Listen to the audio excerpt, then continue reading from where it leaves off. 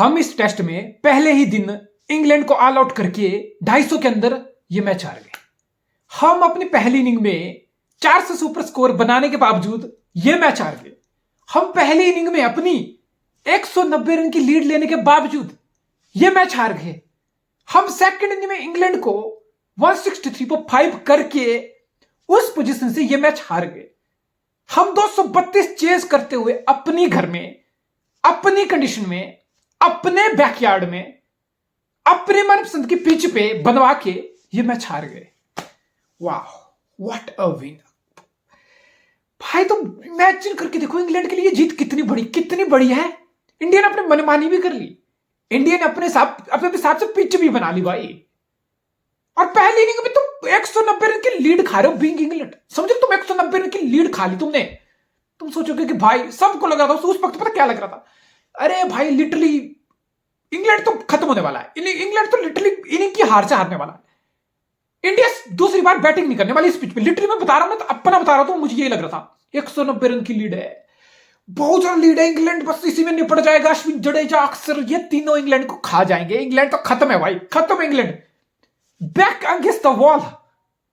Ollie Pope 196 मारा भाई, और हम कितने 202 हम मारे। हमारे सभी बैट्समैन ने मिला के घर में खेलते हुए ओली पॉप से 6 रन ज्यादा बनाए सेकंड इनिंग में, 6 रन ज्यादा। वाह। फिर ये ओली पॉप की inning, I mean it's one of the best victory, no doubt it will go down as one of the best victory by a visiting team. तुम imagine करो हम India, हम जैसे सेना कंट्री का चैलेंज होता है इंडिया को, वैसे ये जो बाहर की कंट्रीज है ना, यही सेना कंट्री जब इंडिया आती है ना, सब कॉन्टिनेंट खासकर उसमें इंडिया, जब इंडिया आती है तो उनके लिए ये सबसे बड़ा चैलेंज होता है कि इंडिया में आना है भाई, इंडिया में परफॉर्म करना है, इंडिया में मैच जीतना है। और फिर मैच इतने गंदे तरीके से, इतना back against the ball 190 run की लीड कंसीड करके सेकंड इनिंग में 163 पर 5 होके उस सिनेरियो से ये मैच जीतना। और फिर सेकंड इनिंग में देखो, पहली इनिंग में 100 आना एक बात है, पहली इनिंग में 100 मारना एक बात होती है टेस्ट की। तुम्हें पता, तुम टेस्ट देखते हो ना, तुम्हें एक टेस्ट की नॉलेज, तुम्हें एक चीज पता है भाई कि पहली इनिंग में 100 मारना एक चीज है, second inning of the match day 3 और डे 4 पिच पे 100 मारना और एक 196 वाली पारी खेलना, दैट्स एपिक।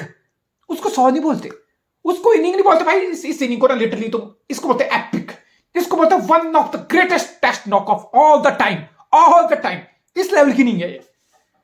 वाह, ओली पॉप। और तुम ओली पॉप का करियर उठा के देखो भाई, पिछले 8-10 इनिंग से लिटरली ओली पॉप के लिटरली 10 रन नहीं बन रहे थे भाई। तो पिछले 5 टेस्ट मैच देखोगे ना ओली पॉप पे, आप बोलोगे भाई नंबर 3 खेल रहा है, बेसबॉल में नंबर 3 खेल रहा है। नंबर 3 कितना क्रंच होता है किसी भी फॉर्मेट में, किसी भी टीम के लिए बहुत क्रंच पोजीशन होती है। फिर आप देखोगे इस बंदे के तो रन ही नहीं आ रहे। ये बंदा तो 115 लगाए पिछले 10 इनिंग में। और फिर लास्ट 2021 वाला इंडिया टूर याद करो वो टूर, ओली पॉप था उसमें। बेसबॉल, आई गेस बेसबॉल का कंसेप्ट नहीं था तब। 2021 में ओली पॉप नंबर 3 या 4 पे खेल रहा था इंग्लैंड के लिए। 8 इनिंग्स, चारों के चारों मैच ओली पॉप खेला था। 153 रन 8 इनिंग मिला के ओली पॉप के आए थे उधर। और यहां पे बंदा एक ही इनिंग में वो सारे रन पास करके 8 इनिंग के एक इनिंग में 196। That's cricket for you, that's the cricket for you, that's the challenge for you. Ollie Pope मतलब आई डोंट नो, जब मैं पहली इनिंग में ओली पॉप को देखा था और जब लास्ट इंडिया के टूर में देखा था, मुझे लगा नहीं यार ये बंदा स्पिन कभी खेल नहीं पाएगा। मैं झूठ नहीं बोल रहा, मैं को ये नहीं करूंगा। अच्छा, ओली पॉप 196 मार दिया, ओली पॉप एक एपिक इनिंग खेल दिया तो मैं यहां आऊं, ओली पॉप के टट्टे चाटूं, ओली पॉप की तारीफ करूं, या मैं सब दिखाऊं खुद को कि मैं तो ओली पॉप का फैन हूं डेवन से। नहीं, मैं नहीं उसका फैन, खासकर सब कॉन्टिनेंट में जितना मैंने उसको देखा है। मैंने देखा कि ये बंदा बहुत हार्ड हैंड से खेलता है, हार्ड ग्रिप खेलता है, पुश आउट करता है, रीच आउट करता है स्पिन के अगेंस्ट, बहुत जल्दी कमिट करता है। इसका कुछ नहीं होने वाला, ये एज मैच लग कैसे निपट जाएगा, सीधी गेंद इसको बोल्ड कर जाएगी, बाहर की गेंद पोक करके स्लिप कॉट बिहाइंड हो जाएगा। आई वाज लाइक नहीं, ये बंदा इंडिया में सक्सीड नहीं हो सकता, और इसका रिकॉर्ड भी वही था। पर इस बंदे ने फिर पहले इनिंग में भी बड़ा चीपली बाहर की गेंद को रीच आउट करने की कोशिश में हार्ड ग्रिप आउट हो गया। बट भाई इस इनिंग में और ये तुम भ्रम में मत रहो कि ये तो बेसबॉल की इनिंग थी, ये तो बेसबॉल की तबाही थी। नहीं भाई, नहीं भाई, ये मैच इंग्लैंड के लिए 2 तरीके से बदला। मैं तो बता रहा हूं इंग्लैंड के लिए 2 तरीके से मैच बदला है। टॉम आर्टल पे बात करूंगा अलग से। पहले इनिंग में इंग्लैंड के 250 बनने थे, 245 नहीं बनने थे। कैसे बने?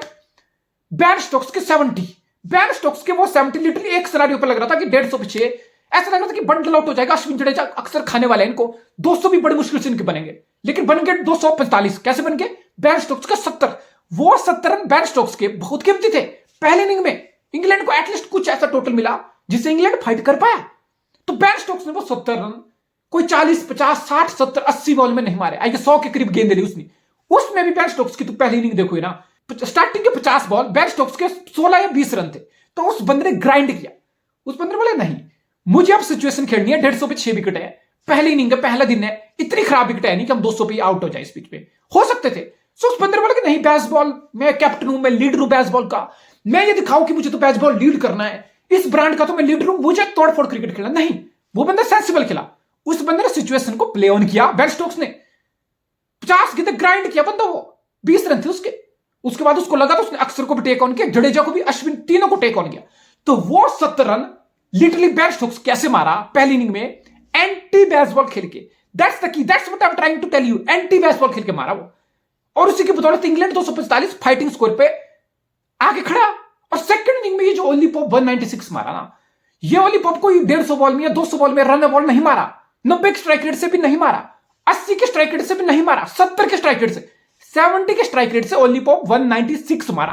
What does that mean? Sensible batting, smart batting. जब उसको लगा खराब सी गेंद आ रही, उसकी स्ट्रेंथ पे बॉल है, रिवर्स स्वीप भी कर रहा, स्वीप भी कर रहा, वो फील्ड का यूज भी कर रहा वो। जब उसको नहीं लग रहा तो उसने 6 बॉल गेंदे ब्लॉक भी की है भाई, पूरा पूरा ओवर भी ब्लॉक किया उसने, छोड़ी भी है गेंदे। तो ये बेसिकली बेसबॉल, आप बोलोगे बेसबॉल ने क्या तूफानी स्टार्ट ले ली, बेसबॉल 1-0 अप हो गया सीरीज में। बट आप गौर से देखोगे ना, तो ये एक बहुत सेंसिबल सिचुएशन को समझ के, कंडीशन के हिसाब से अडेप्ट करके, ग्राइंड करके, रुक के, बॉलर को इज्जत देके, फिर कैपिटलाइज करके, it was that kind of knock from Ben Stokes in first inning, from Ollie Pope in the second inning. और बेन फोक्स अब 163 पे 5 था इंग्लैंड सेकंड इनिंग में। अभी 30 रन तो पीछे था इंग्लैंड।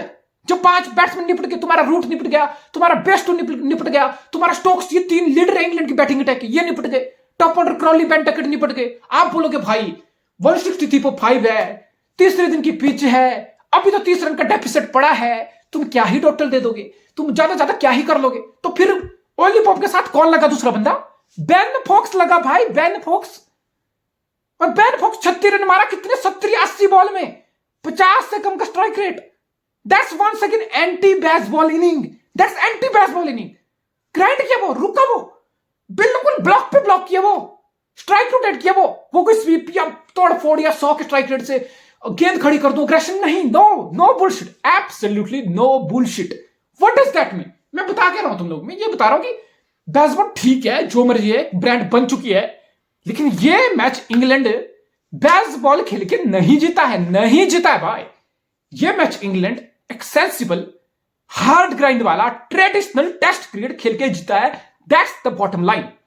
और फिर रेहान अहमद की कंट्रीब्यूशन, टॉम हार्टले की बैटिंग से कंट्रीब्यूशन, एंड आई वंडर तुम इंडिया की बॉलिंग लाइनअप देख लो सेकंड इनिंग में, 420 इंग्लैंड मार के तुम इंडिया की बॉलिंग लाइन देखो, तुम बोलोगे भाई क्या 100 से ऊपर रन अश्विन दे दिया, जडेजा को लगा ही नहीं, जडेजा का भी इफेक्टिव है, हर ओवर में जडेजा एक नो बॉल फेंक रहा, अक्षर पटेल लगा ही नहीं, वो अहमदाबाद वाला अक्षर पटेल है, या अक्षर पटेल से कोई खौफ खा रहा है। Rehan Ahmed, Tom Hartley, Ben Foakes, ये बॉटम ऑर्डर इंग्लैंड का, लोअर ऑर्डर, ये बंदे हमारे तीनों स्पिनर का ट्रायल को बहुत कंफर्टेबली खेल गए, कोई डिस्कंफर्ट नहीं हुआ, इनको कुछ लगा ही नहीं कि अश्विन खा जाएगा, ये कर जाएगा। वाह मैन, आई डोंट नो कितने। और हमारा बेस्ट बॉलर कौन था? बुमराह। तीसरे दिन की इंडियन कंडीशन में स्पिनिंग ट्रैक पे हमारा बेस्ट बॉलर अगर बुमराह है, 4 विकेट लिया वो, हमारा बेस्ट बॉलर बुमराह है। इसका मतलब आप समझ जाओ कि हमारे स्पिन को कितने अच्छे से इंग्लैंड ने टैकल किया, कितने अच्छे से हमारे स्पिन को इंग्लैंड ने खेला। टॉम हार्टले, भाई इस हार्टले पे लोग हंस रहे थे पहली इनिंग में। ये हार्टले, तुम्हें याद होगा जैसवाल किसको कूट रहा था? जैसवाल का जैसबॉल, ये सब हाइप एक दिन में बैठ के सेट होगी। ये हाइप बनी कैसे थी? इससे टॉम हार्टले को पेल के पहली बॉल मैच की छक्का। पहले 3 ओवर टॉम हार्टले 34 रन खाया, पहले 6 ओवर टॉम हार्टले 50 रन खाया। एंड सब मैंने बहुत लोगों को सुना, पता क्या बोल रहे थे, अरे बेन स्टोक्स क्या चूतिया कैप्टन है, 20 साल का लौंडा है, अवे सीरीज में है, इंडियन बैट्समैन के सामने डाल दिया पहला ही ओवर, फिर कूट गया, वो पिटाई होगी, 3 ओवर में 34, 6 ओवर में 50, क्यों इसको हटा नहीं रहा? 5 मैच की सीरीज है, इतनी लंबी सीरीज है, 20 साल का बंदा डेब्यू पे, इसका कॉन्फिडेंस आज ही खत्म हो जाएगा। हटा ले भाई इसको, हटा ले इसको। क्यों इसको कॉन्फिडेंस डेड कर रहा है बंदे का? कि उसको करियर शुरू होने से पहले खत्म करना है, स्पॉइल कर रहा है।